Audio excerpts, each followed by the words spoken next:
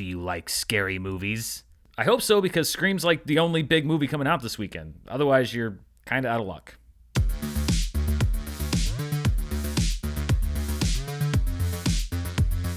This review is brought to you by Athletic Greens. Visit athleticgreens.com/Dan to get a free 1-year supply of vitamin D and 5 free travel packs with your first purchase. Again, that's athleticgreens.com/Dan, and stay tuned at the end of the review for more info. Hello, everybody, and welcome to my review of Scream, which is the same name as the 1996 film Scream, but a different movie. This is really getting tough. Between just naming movies the same thing and adding the to movies, we're making it so difficult, really, for future generations to keep track what is what. Scream is a self-professed requel, which is basically a sequel that brings back characters from the previous franchise in order to help reboot everything. And if that sounds very self-aware, then that's probably because it's a Scream movie, and at its heart, that's what these things are. This Scream was written by Guy Busick, who co-wrote 2019's Ready or Not, and James Vanderbilt, who's written movies ranging from Zodiac, yay, to Independence Day Resurgence, hey. It also comes from the directing duo of Tyler Gillette and Matt Bettinelli-Olpin, who also directed Ready or Not, which is a movie that I really liked a few years ago. So going into this film, I was optimistic, I was enthusiastic, but I was also very cautious. And part of it is that I am of a generation that grew up more or less on these films. I saw the first one when I was 13 years old. A couple years later, when Scream 2 came out, I cashed in one of my very valuable limited number of rated R movies to go see it in a theater. I saw Scream 3 when it came out and was very confused about why Jay and Silent Bob were in it. By the time Scream 4 rolled around, I was living in Los Angeles. I didn't even go see it because I was sort of over the franchise. I watched it eventually on DVD or Blu-ray or whatever, and I enjoyed it, but I really think that the sequels have sort of taken a step down with each successive installment. So Scream 2 wasn't quite as good as the first one, and on down the line. Luckily, this one falls a little bit more on the positive side of things, because while I don't think that this approaches the heights of the original Scream,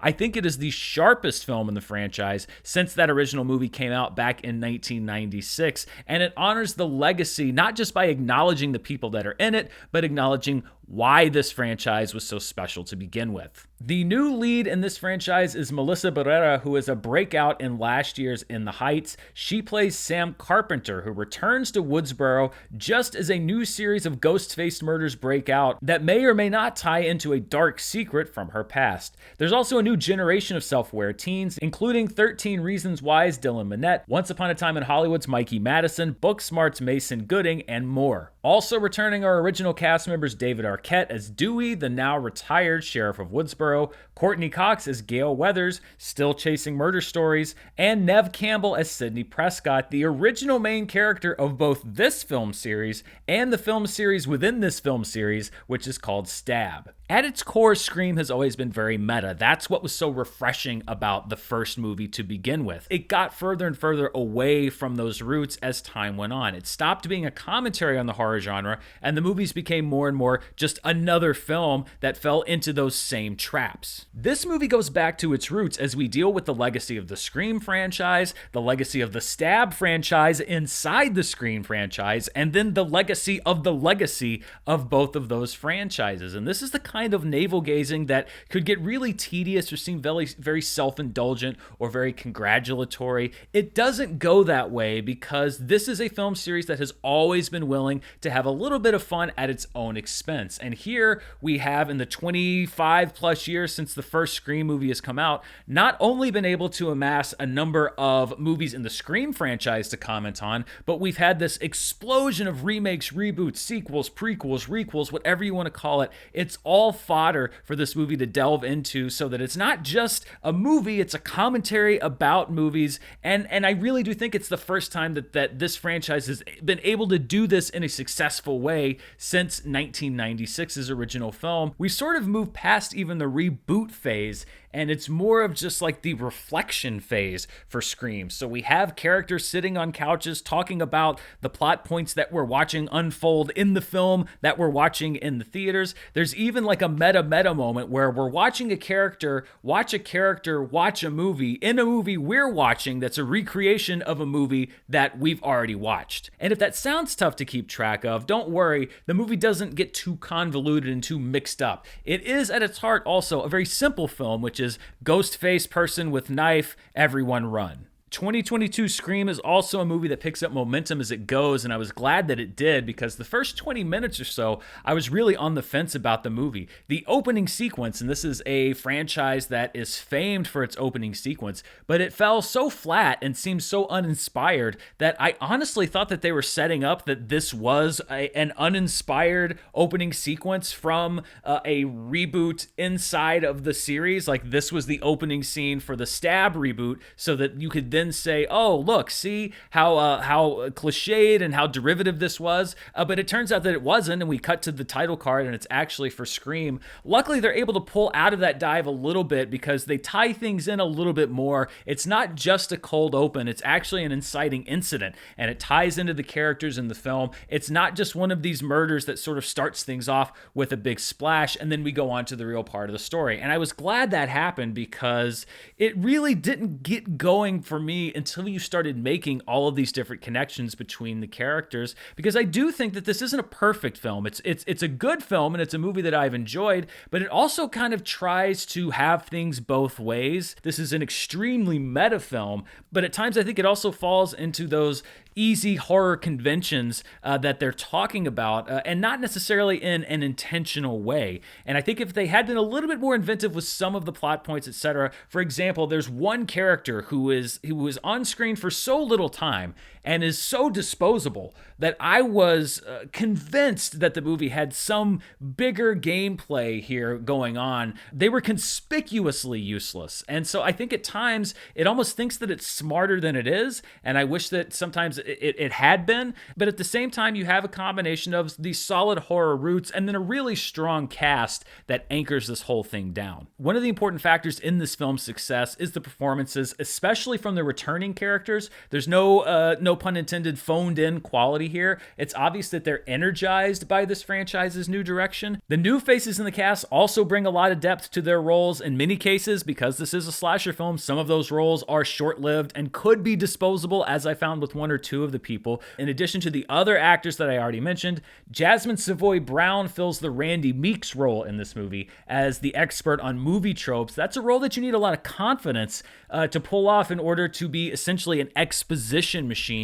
And really, I didn't have a qualm with any of the performances. Sometimes when you have these ensemble young adult casts, either because a part's underwritten or maybe you don't have the best actor in the part, there's some that don't come off too well. I think that the performances pretty much across the board are pretty solid in this movie. Of course, this is a Scream movie, so there is an element of mystery. There is a whodunit. This isn't like Michael Myers or Freddy Krueger where you know who the killer is. The big reveal is part of every Scream film, and I wouldn't dream of spoiling any part of the resolution of this mystery. It is one of those mysteries that I think is well done because it makes sense when everything is revealed, but at the same time, you can't necessarily sit there and guess what's going to happen. And Scream actually has been able to do that fairly consistently well. Maybe you could guess, oh, I think this character is the person, or these characters are the person, but you don't know why they're doing what they're doing. Without giving anything away, I really am curious to see what the reaction is going to be in certain corners of the internet, because it is an ending that I think could be considered by some people to be openly provocative. I went with it. I bought it. And I think it is, again, part of that self-reflexive thing of holding a mirror up, not only to the characters, but also to the people watching the movie. I thought that it was a pretty clever way to go, but I don't know if that sentiment is going to be shared by everybody. There are also some surprise moments and familiar faces that pop up that you wouldn't know about. I think that a lot of fans of the Scream franchise who have been fans for many, many years, or who have caught up on all the films, are going to appreciate the movie all the more for it. There are even references to movie moments that I think are outside of this franchise. There's one in particular that's either a specific reference to a movie or the most specific typecasting I've ever seen in a movie. And it's another thing that I can't really talk about. But if this isn't a reference to another film or kind of a wink and a nod, then this is the biggest cosmic coincidence as far as casting and writing that I've seen. It's also funny to hear stories about, I remember when the first movie came out and listening to the commentary on the DVD of the first Scream movie, that's how old I am, about Wes Craven saying how hard it was to get some of the blood and gore through the MPAA at that time in order to get Scream an R rating, because so much has changed in the last 25 years. And now we're at a point where The Walking Dead is putting the kind of blood and gore that would normally be reserved for a hard R movie on television in prime time. time on Sunday nights. That gives the Scream franchise license to sort of keep up with the times there as well. And these murders are the most grisly and brutal of any of the murders that we have seen in this franchise so far. This is not a Texas Chainsaw type franchise. It never has been. They're very simple kills. It's just a person in a mask with a knife. However, because more and more is now acceptable on the violence front, we really get up close on some of these things. And there is a speed and a ferocity to these murders that we haven't seen before. And I'm not necessarily saying this in a disapproving way. I mean, murder is a very fierce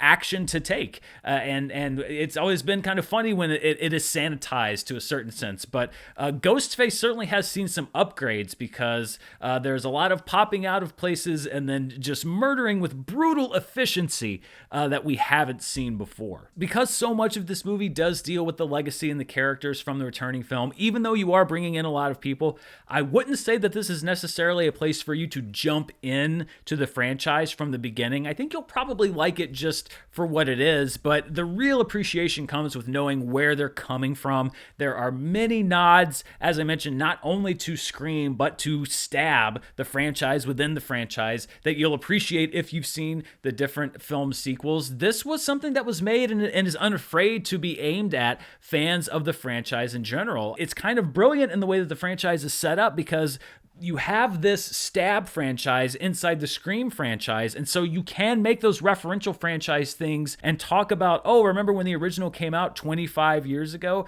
And it doesn't come off as belabored. It doesn't come off as too winky-winky. It treads that line a couple of times, but overall, I found this to be an enjoyable movie. I don't think it's as groundbreaking and brilliant as the original, but keep in mind, I'm of a generation that saw the impact of that original film in real time, and that's something else that this movie talks about is the difference between people that were around when the originals came out, people that are here now, the reactions to all of them. Almost all of it works for me. So I think especially if you're a fan of the Scream franchise, you're going to enjoy it. I enjoyed this movie. Like I said, I didn't think it was a great film, but I thought it was a pretty good film, and it's worth your time to see this weekend. Before I wrap up this review, I just want to thank the sponsor for today, and that is Athletic Greens. I talked about this on Charts on Monday, but I just turned 39 a week ago, and part of that process for me, as I'm looking right down at 40 years old, is to take better care of myself. And luckily, at this time, Athletic Greens came aboard as a sponsor for the programming on the channel. I have avoided these kinds of things because I generally don't like things that are good for me, but Athletic Greens actually has a good taste. You can just put a scoop in a cup of water every morning. We've actually gotten into a routine here where I throw some in with some ice and some fruit and a little bit of milk, and I make a smoothie, and it's a great way to start my day. It's something that I actually look forward to instead of dreading. Right now, it's time to reclaim your health and arm your immune system with convenient daily nutrition, especially heading into the flu and cold season. It's just one scoop in a cup of water every day. No need for a million different pills and supplements. To make it easy, Athletic Greens is going to give you a free 1-year supply of immune-supporting vitamin D and 5 free travel packs with your first purchase. All you have to do is visit athleticgreens.com/Dan, D-A-N. Again, that is athleticgreens.com/Dan to take ownership over your health and pick up the ultimate daily nutritional insurance. And I want to thank Athletic Greens for being a sponsor for today's review. And I want to thank you for watching. Are you heading out to see Scream this weekend? Do you like scary movies? That's a question that's been asked in all of those different movies. Maybe we don't. If you're fans of the franchise, you'd think we would. Let me know down in the comments below. And as always, if you want to see what else I'm up to, you can check me out on Patreon at patreon.com/Dan Murrell this upcoming Friday. So tonight, probably, as you're watching this video, we're actually having a watch along for all of my patrons for Scream 1 through 4. So we're doing a marathon of the Scream franchise for people that may not be caught up. We'd love to have you come join and have fun with us watching those movies. Thank you so much for watching. Stay safe out there, and I'll see you next time. Bye.